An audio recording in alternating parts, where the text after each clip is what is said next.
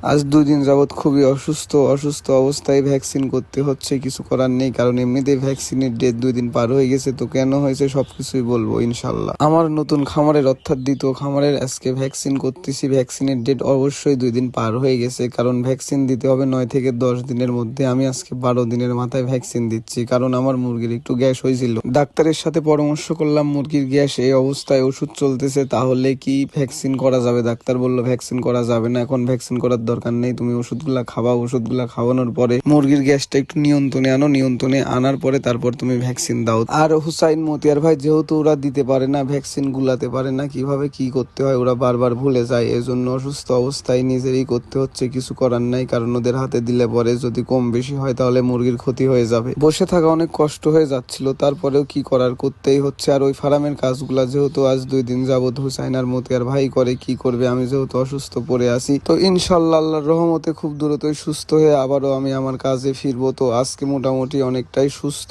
তো আমাদের জন্য সবাই দোয়া করবেন। আসসালামু আলাইকুম।